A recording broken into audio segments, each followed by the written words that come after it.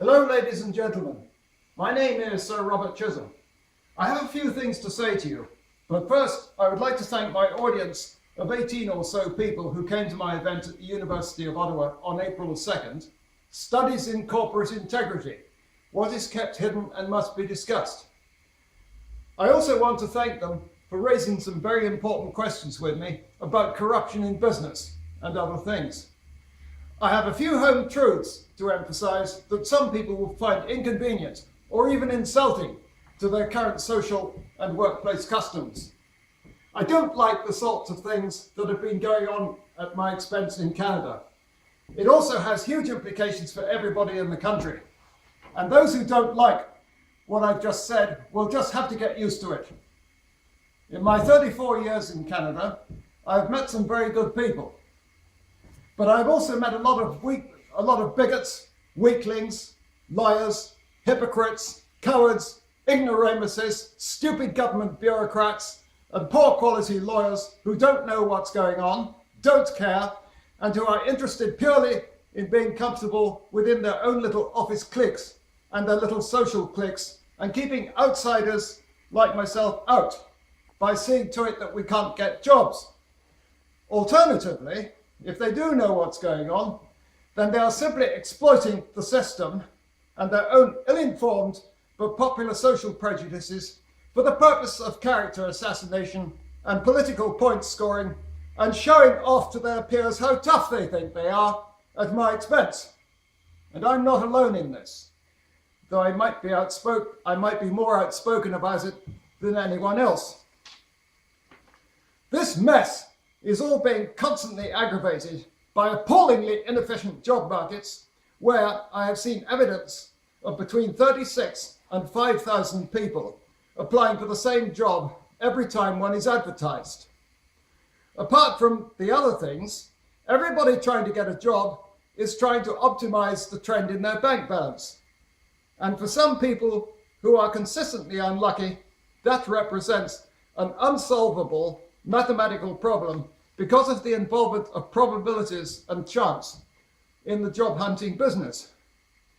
Yet most people like to attack and criticize people having persistent trouble getting work as lazy layabouts or some such, when they are actually attacking them for not solving an unsolvable mathematical problem and for not knowing or not being known to the right people.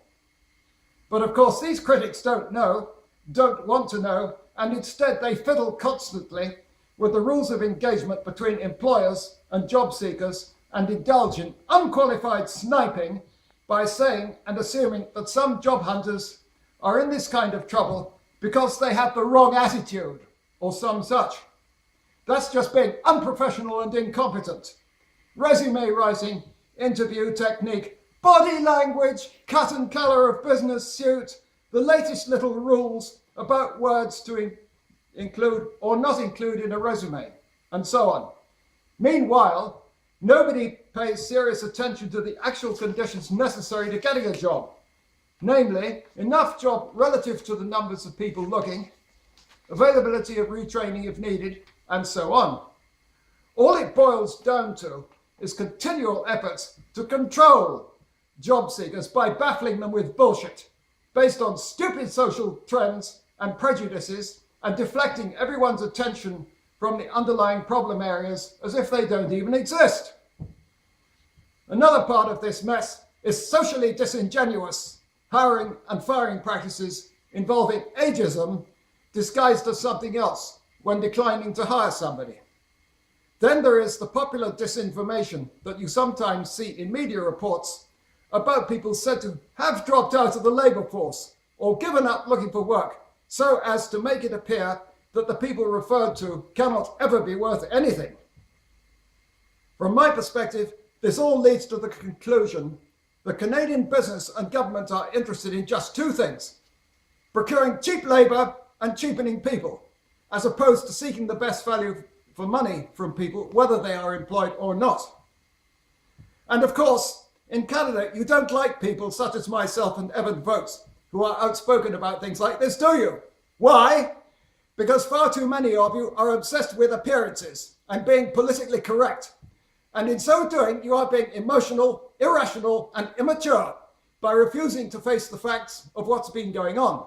Far too many of you, particularly those in positions of power and influence, find the facts to be inconvenient and are intent on exploiting little rules of protocol, little government rules and regulations, popular social prejudices, lawyers, the legal system and judges, money, socially prejudiced mainstream media owners, and banksters to cover things up and prevent solutions to known problems.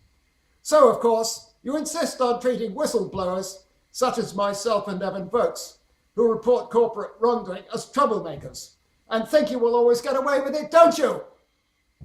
And if you still don't know who Evan Vokes is and why he is important, then you'd better Google him and see for yourself. I'm not going to stand any nonsense from anybody. Wake up! This mess will have to be stopped and replaced with something positive.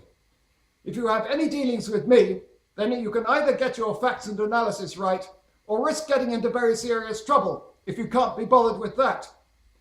If we want to see real improvement in Canada's workplaces and the economy, then you, meaning everybody, must contribute to the effort needed. If you ignore corruption in business and popular disinformation and refuse to do anything whatever to stop it, then you are supporting the corruption in business and the popular disinformation already referred to. Do you want a Canada like what I described, just so that you can throw people into a big cesspit of lies and incompetence affecting people out of work in order to suppress inconvenient truths? Or are you going to do something to support the positivism and sunny ways of our very own Prime Minister Justin Trudeau? I know too much already about things being made to go wrong for all the wrong reasons, and I might not share all of Justin Trudeau's optimism about the future, but there is no doubt whatsoever of the need for his type of approach. Improvement in our situation is always possible.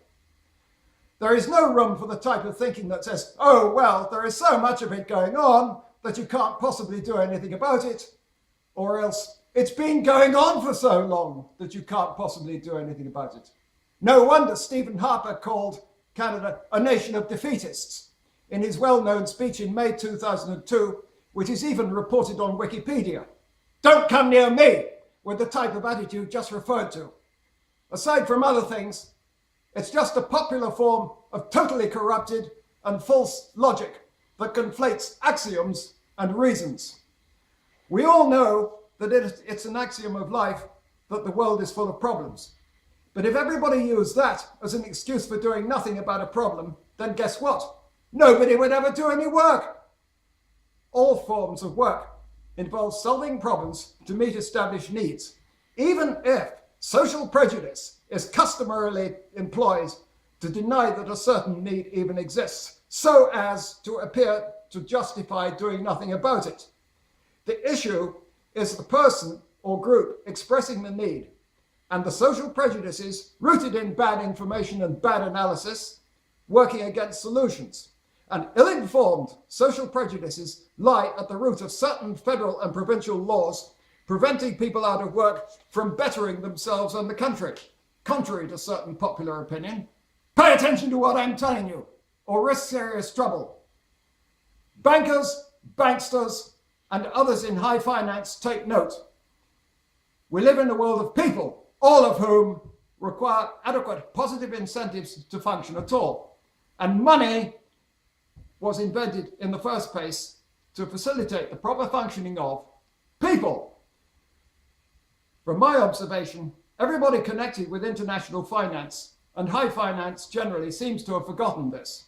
As things are, what's happening is that the money possessed by under 1% of the world's population is being misused to control everybody else in the wrong way for all the wrong reasons, as opposed to facilitating their functioning properly as component parts of national economies. Mr. Rothschild, kindly recognize this and bring everyone whom you are connected with down to earth. Those of you who don't like what I have said have one choice, and one choice only. Smarten up and stop being so stupid. You can start by supporting my approach to SNC Leveller Incorporated concerning an out-of-court settlement, tax-free, to expunge the corruption that they directed at me and then contrived to cover up. The settlement has to be out of court because, from my perspective, the company has a record of using petty excuses to cause endless delays in the legal process, combined with continual efforts to obstruct, pervert, or defeat the course of justice at my expense. And those were criminal code offences. They will do it again if more lawyers are allowed to get involved. I'm keeping confidential the details of my settlement demand on the company because I don't want to embarrass the company's current leadership, who did not know what had been going on through no fault of their own. In addition, the current leadership of the company has been working hard to clean up the company's business following exposure of the Libyan bribery and improper payments scandal. What happened between me and the company was entirely the fault of certain of the current leadership's predecessors who thought they would destroy me professionally and personally and cover it up forever. The chief culprit in this was Guy St. Pierre, Order of Canada, a former president and CEO of SNC Leveller Incorporated, who stepped down from his position in 1996. Others were involved as well, including SNC's lawyers, who, as far as I'm concerned, were behaving like small-minded little Quebecois office jerks with massive inferiority complexes on a political power-grabbing spree, disguised as legal process, so as to show off to everybody how tough they thought they were. Among other things, they were setting a totally inappropriate example for Montreal, Quebec's business community to follow, after the fashion of the mafia and their code of omerta, sending people, quote, to sleep with the fishes and all the rest of it, all done by means of legalistic chicanery, compounded by cover-ups involving preventing the mainstream media from investigating and reporting on it. We have to have effective deterrence against the type of corruption that I have dealt with. Companies, big ones and their lawyers especially, must be made to understand that they will get into trouble if they behave like this. This is deadly serious stuff, and you'd better help deal with it if you want to see real improvement in the behaviour of the business community in Montreal, Quebec, and Canada generally. Everything is documented. I'll remind you one last time. If you ignore corruption in business and popular disinformation and refuse to do anything whatsoever to stop it, then you are supporting the corruption in business and the popular disinformation already referred to. Ladies and gentlemen, that's all I have to say for now. You will do well to follow my recommendation to support my approach to SNC Leveller Incorporated about an out-of-court settlement to expunge the corruption that they secretly directed at me.